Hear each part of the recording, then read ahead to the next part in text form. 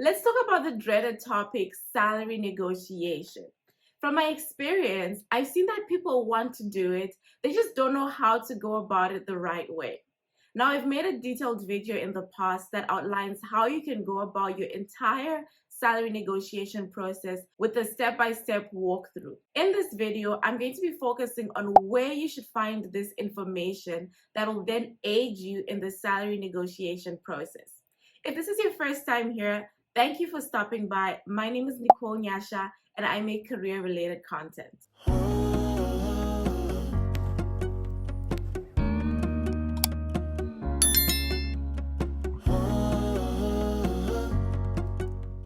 There are a lot of factors that go into determining what you'll end up making. Things like your education, location, your experience, how niche of a role it is, equity, and so many more. But let's get into why you're actually here, which is where to get the information. The easiest and most accurate, in my opinion, way that you can get salary information is by talking to people that are already in those roles and making that money. This is why networking is so important. And even more importantly than networking is nurturing and building those relationships with the people that are in your network. Obviously, salary is a very sensitive and personal topic. People might not really feel comfortable talking about it. And so you need to be able to build relationships over time with people that when it comes to a point where you need that information, you can reach out to them. You can't just speak to somebody once or twice and then expect them to divulge such sensitive information to you.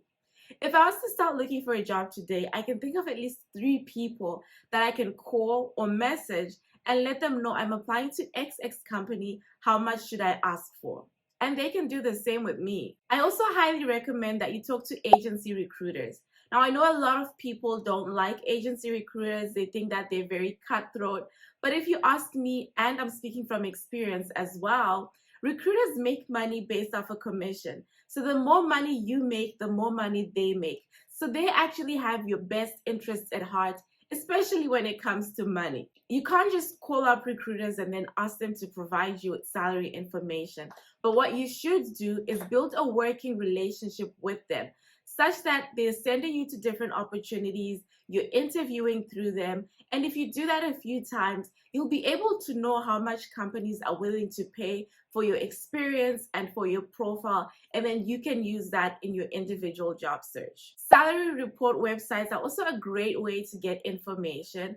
My only thing with that is I'd say be careful and don't always take everything as it seems, because I've done my own research using some of these websites, using my role as an example, and I found that the figures they had listed were much lower than what I'm making and what I know some of my recruiter friends are making. So you can look at a website like Glassdoor. Glassdoor is a great platform not only for salary information, but to also get insights about the culture, because employees, both present and past, can rate their employers in the sense of benefits, the leadership, the culture, and a lot of different factors. And this will help you in actually deciding whether or not you'd want to work for this company or not.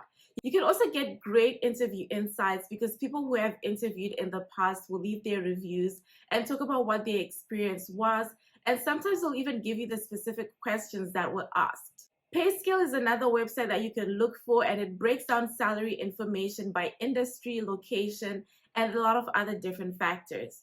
LinkedIn Insights is also a great one to get different figures and see what employers are putting out there. One of my favorite ways to get salary information is by market info reports. There are a lot of consultancy firms that do research on salary, job titles, and they break it down via industry, via location, and a lot of other demographic factors. I remember when I worked at Hayes, would spend an entire year collecting data, and then at the beginning of the new year would put out a massive event and then put all of this information that we had gathered from the market into a book and presented to key decision makers. The only caveat with these kind of companies is it's a give and take relationship. They're not just going to give you the information, they want you to give something as well. So if you're willing to provide them with some sort of data about yourself, maybe your location, your job title, Sometimes they might ask for the type of company you work for, your salary. Then they will give you access to all of this data that, together with all the different things that we've spoken about in this video, you can then use to aid you in your salary negotiation process. The fifth way you can get salary information is through job postings. Now, this is not so common and popular yet, but companies are slowly warming up to the idea of sharing salary ranges in their job ads and job descriptions.